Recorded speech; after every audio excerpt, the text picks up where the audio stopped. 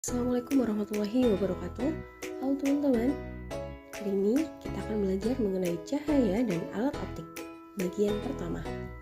Tujuan pembelajaran hari ini yaitu saya harap kalian dapat menjelaskan sifat-sifat cahaya, kalian dapat mendeskripsikan proses pembentukan dan sifat-sifat bayangan pada cermin datar, cermin cekung, dan cermin cembung.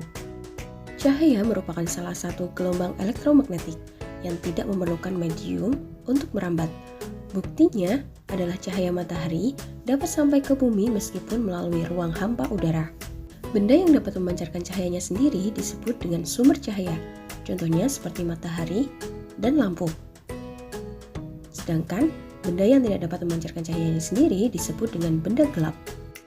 Benda gelap dibagi menjadi 3. Yang pertama, benda tak tembus cahaya yang tidak dapat meneruskan cahaya, seperti dinding dan batu. Kemudian, benda tembus cahaya yang dapat meneruskan sebagian cahaya, seperti kertas buram dan air keruh. Kemudian, benda bening yang dapat meneruskan cahaya seperti kaca. Sifat cahaya yang pertama yaitu merambat lurus. Contohnya, berkat cahaya yang dipancarkan dari proyektor film ke arah layar atau cahaya dari lampu senter. Yang kedua, cahaya dapat menembus benda bening. Contohnya adalah ikan yang ada di akuarium dapat terlihat dengan jelas karena akuarium dan air merupakan benda bening. Sifat yang ketiga yaitu cahaya memiliki energi. Saat kamu berjemur di bawah terik matahari dalam waktu yang cukup lama, kira-kira apa yang akan kamu rasakan? Tentu saja kulit akan terasa panas kan?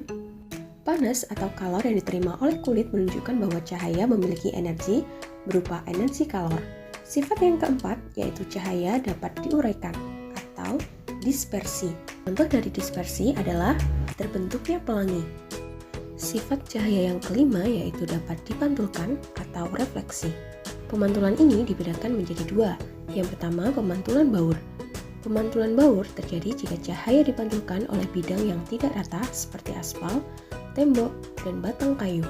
Kemudian, selain itu, ada juga yang namanya pemantulan teratur jika cahaya dipantulkan oleh bidang yang rata seperti cermin datar.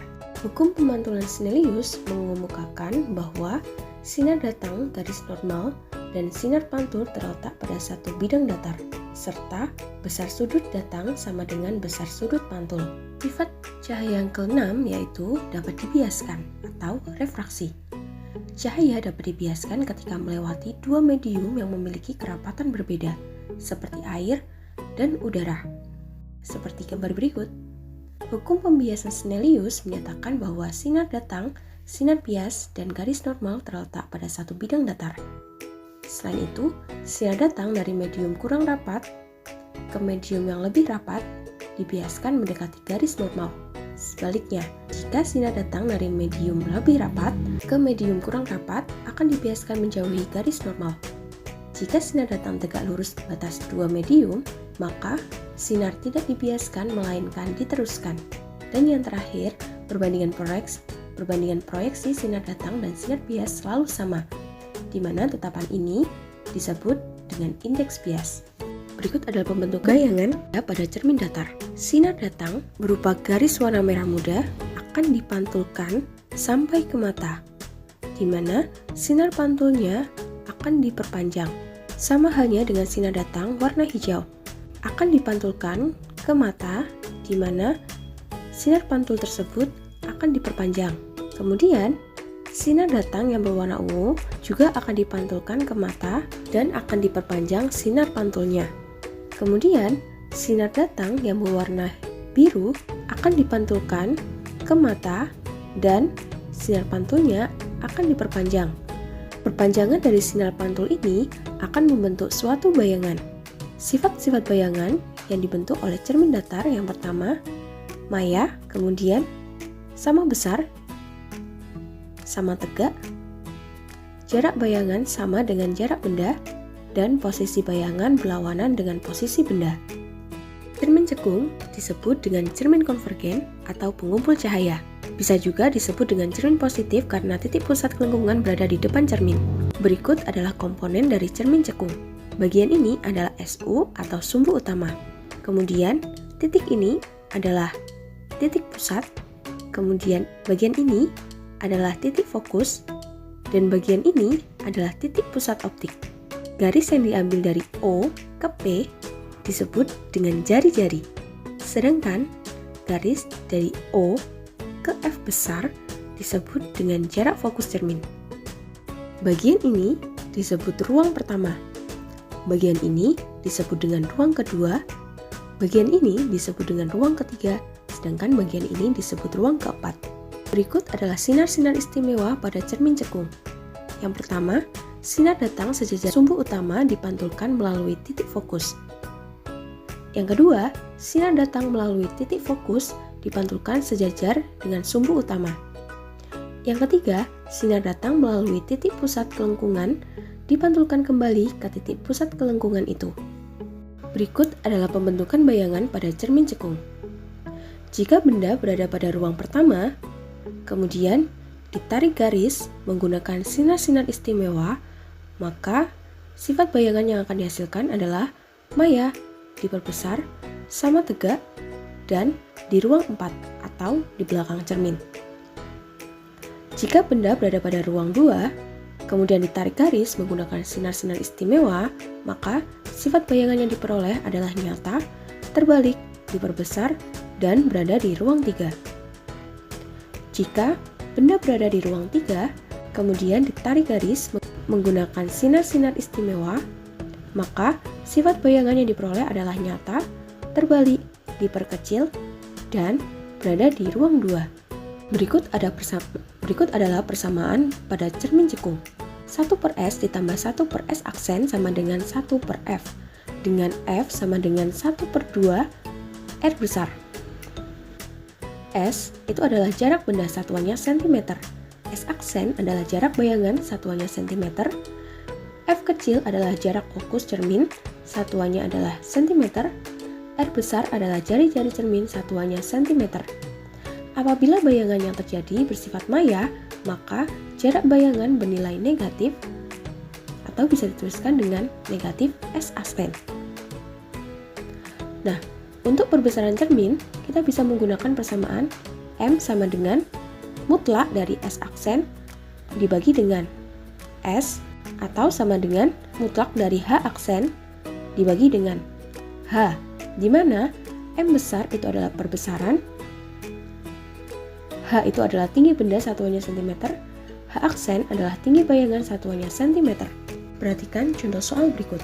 Sebuah bayangan terjadi pada jarak 12 cm di depan cermin cekung yang berjari-jari 16 cm. Jarak benda tersebut adalah, jangan lupa tuliskan dahulu yang diketahui. Yang diketahui adalah S aksen sama dengan 12 cm. Kemudian R besar sama dengan 16 cm. Yang ditanyakan apa? Yang ditanyakan adalah S kecil atau jarak benda.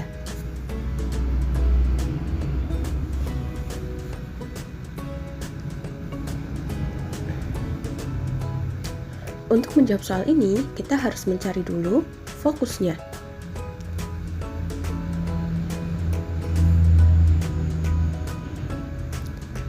Dengan menggunakan persamaan F sama dengan 1/2 dikali R, sama dengan 1/2 dikali 16, hasilnya adalah 8 cm. Kemudian, baru kita cari jarak bendanya. Menggunakan persamaan 1/S ditambah 1/S aksen sama dengan 1/F. Nah, persamaan ini kita ubah dulu menjadi 1/S sama dengan 1/F dikurangi 1/S aksen. Kemudian kita masukkan besaran-besaran yang diketahui. Setelah diubah dan dihitung, ternyata hasilnya adalah 1/S sama dengan 1/24. Karena di sini yang ditanyakan adalah S-nya, maka hasil yang tadi kita balik sehingga kita dapatkan nilai S atau jarak bendanya, yaitu 24 cm. Cermin cekung disebut dengan cermin divergen atau menyebarkan cahaya. Cermin ini juga disebut dengan cermin negatif karena titik pusat kelengkungan berada di belakang cermin. Berikut adalah komponen dari cermin cekung. Bagian ini adalah SU atau suku utama. Bagian ini adalah titik pusat, bagian ini adalah titik fokus, bagian ini adalah titik pusat optik. Kemudian garis dari O ke P adalah jari-jari atau disingkat dengan R besar. Sedangkan garis dari O ke F besar itu adalah jarak fokus cermin atau disingkat dengan F kecil. Bagian ini adalah ruang 1, bagian ini adalah ruang 2, bagian ini adalah ruang 3, dan bagian ini adalah ruang 4. Berikut adalah sinar-sinar istimewa pada cermin cembung. Yang pertama, sinar datang sejajar sumbu utama seolah-olah dipantulkan melalui titik fokus.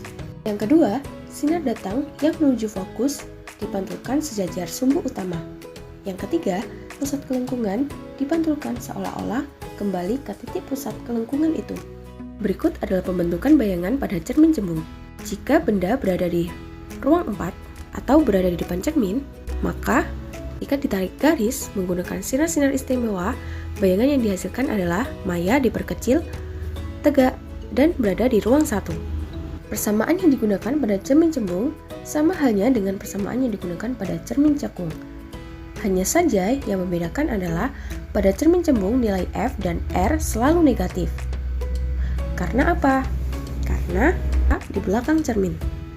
Perhatikan contoh soal berikut. Sebuah benda ditempatkan 5 cm di depan cermin cembung dengan panjang fokus 10 cm. Tentukan jarak bayangan tersebut. Ketahui S kecil sama dengan 5 cm, kemudian fokusnya, karena ini adalah cermin cembung, maka fokusnya adalah negatif, yaitu minus 10 cm. Yang ditanyakan apa? Yang ditanyakan adalah jarak bayangan atau S aksen. Pertanyaan ini dapat kita jawab menggunakan persamaan 1/S ditambah 1/S aksen sama dengan 1/F. Mula-mula, kita ubah terlebih dahulu, karena di sini yang ditanyakan adalah S aksen atau jarak bayangan, maka persamaannya kita ubah menjadi 1/S aksen sama dengan 1/F dikurangi 1/S. Kemudian kita masukkan besaran-besaran yang diketahui. Kalau sudah, kemudian kita hitung seperti biasa. Ternyata hasilnya adalah 1/S sama dengan min 3/10. Nah, karena di sini yang ditanyakan adalah 1/S aksen sama dengan min 3/10. Karena di sini yang ditanyakan adalah S aksen atau jarak bayangannya, maka tinggal kita balik, hasilnya adalah min 10 dibagi 3, yaitu min 3,33 cm. Karena nilainya negatif, maka bayangannya adalah bayangan maya. Sekian materi pada hari ini, semoga bermanfaat. Terima kasih. Wassalamualaikum warahmatullahi wabarakatuh.